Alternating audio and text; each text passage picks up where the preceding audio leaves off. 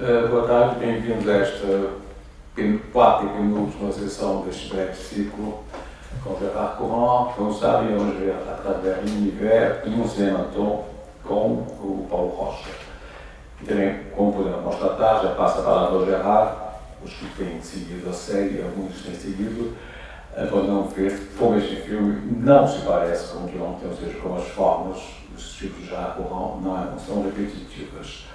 Antes de passar a palavra ao Gérard Courant, queria saber a pergunta virtual, se querem que traduza e fale em francês. Não é possível. Ok, vas-y, direct. Alors, cette séance va commencer par un cinématon, celui du réalisateur portugais Paulo Rocha, que j'ai filmé en 1987 à Rimini, lors du Festival du cinéma européen. Et Paulo Rocha a été filmé dans les jardins du Grand Hôtel, qui est le plus bel hôtel de Rimini, mais qui est surtout célèbre grâce à Fellini, qu'il a notamment mis en scène dans Amarcord. Et donc les jardins de l'hôtel entourent donc l'hôtel, et c'est une sorte de havre de paix, et c'est vraiment l'idéal pour faire un cinématon. Et les personnes que j'ai eu l'occasion de filmer dans ce lieu, quand on voit leurs portraits, il y a une sorte de sérénité qui se dégage. Et donc, le cinématon de Paulo Rocha ne déroge pas à cette règle. Je ne sais pas, est-ce que je redis 2-3 mots sur l'histoire, enfin sur les cinématons en général, ou si c'est nécessaire. Déjà, redire ce qu'est un cinématon. Donc, c'est un portrait filmé qui fait partie de... Donc, c'est une grande anthologie que j'ai commencée en 1978. Ce sont des portraits de personnalités artistiques qui sont tous réalisés selon les mêmes règles du jeu. Alors, à savoir, c'est un gros plan fixe qui dure 3 minutes et 20 secondes en plan séquence. Il n'y a pas de coupure pendant le tournage, et après, tout est conservé et il n'y a pas de coupure au niveau du montage. C'est en cinéma muet, il n'y a qu'une seule prise et chaque personne filmée est libre de faire ce qu'elle veut. Alors à ce jour, il y a presque 3000 cinématons qui existent et l'ensemble approche les 200 heures de projection. Alors ce soir, on ne verra qu'un seul cinématon, mais peut-être que dans quelques mois ou dans quelques années, il y aura une intégrale qui sera présentée à Lisbonne. Il y a déjà eu plusieurs intégrales, je crois qu'il y en a eu 16 dans le passé à travers le monde. Alors c'est assez difficile à organiser puisque le nombre d'heures est de plus en plus important. Il y en a qui ont été organisées en Italie, à Lucca, aux États-Unis, à New York, à Toronto, et à Montréal au Canada, à Hambourg, à Paris. Vous n'avez pas dire qu'elle a fait des nouveaux cinématons ici? Je dois le dire aussi. Oui, donc j'ai eu l'occasion de réaliser un certain nombre de cinématons lors de ce séjour en ce moment, que je tourne et qui seront visibles dans quelques jours sur YouTube. Voilà. Donc le cinématon de Paulo Rocha a été tourné dans un format qui était une Super 8. La plus grande partie des cinématons a été tournée en Super 8 jusqu'au numéro, je crois, 2116, jusqu'en 2006. Et avec l'arrêt de la fabrication de la pellicule Kodachrome, j'ai cessé de tourner en Super 8, mais j'ai tourné en numérique avec des caméras comme celle-là. Voilà. Alors maintenant, je vais passer au long métrage que vous allez voir après, qui s'appelle À travers l'univers, qui a été tourné en 2004 et 2005 dans une petite ville qui s'appelle Saint-Marcelin, où j'ai vécu quand j'étais enfant, de l'âge de 1 an à 9 ans. Et donc à l'époque, c'était une ville qui faisait environ 5000 habitants. Aujourd'hui, elle en fait un peu plus, elle en fait 8000.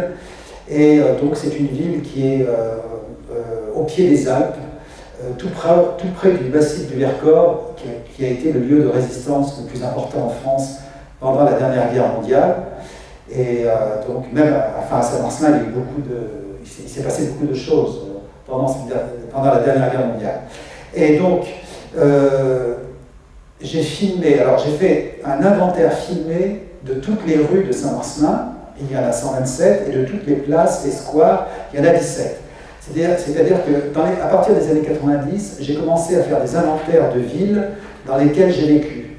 Donc j'ai fait un inventaire à Saint-Maurice, qui est une petite ville qui est à côté de Paris, qui touche Paris, où j'ai habité de longues années. J'ai fait un inventaire à Saint-Marcelin, et j'ai aussi fait un inventaire à Lyon, qui est la ville où je suis né, alors qui est une ville beaucoup plus importante, puisqu'il y a 1500 rues et 400 places et squares. Et donc l'inventaire filmé de Lyon m'a demandé 11 ans de tournage. J'ai commencé en 2002 et j'ai terminé en 2013. Et le film est divisé par arrondissement. Donc à Lyon, il y a 9 arrondissements. Et donc il y a 9 inventaires de rues à Lyon et 9 inventaires de places. Et donc l'ensemble de tout l'inventaire de Lyon dure 16 heures. Alors pour l'instant, on n'a pas réussi à le montrer en entier à Lyon, mais il est prévu de le projeter en entier à Rome, la capitale de l'Italie. Alors pour revenir à travers l'univers, si vous voulez, le principe il est simple, vous allez vite comprendre. Il y a 2 plans par rue. Il y a d'abord le plan de la plaque avec le nom de la rue, puis il y a un seul plan de la rue qui est un plan fixe qui dure une vingtaine de secondes et un peu, si vous voulez, c'est assez proche des vues lumière. Les vues lumière, c'est toujours un seul plan. Et donc, la particularité du montage, si vous voulez, c'est que j'ai fait un montage alphabétique.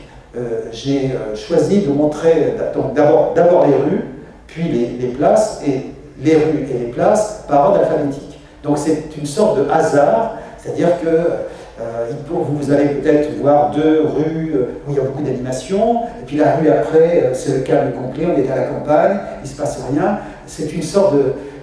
le montage est guidé par le hasard. Bon. Donc cette façon de faire, si vous voulez, crée un résultat très surprenant, et ça crée une sorte de synthèse de la ville. Et c'est d'ailleurs assez... moi-même, le résultat me surprend toujours quand je vois le film.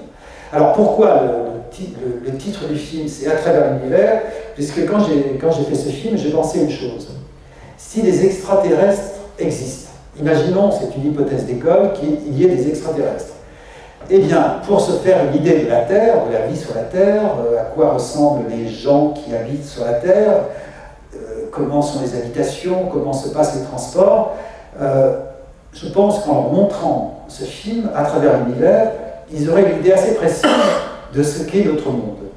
Et donc, peut-être d'ailleurs que les extraterrestres ont vu le film.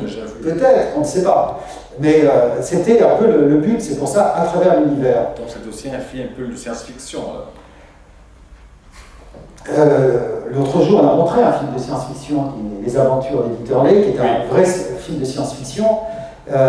Celui-là, peut-être, il y a un critique de cinéma qui s'appelle Vincent Roussel en France, qui signe le Dr Orloff, et qui dit que dans mon cinéma, il y a une petite partie science-fiction qui existe, qui est présente. Alors peut-être que ce film en fait partie, je ne sais pas.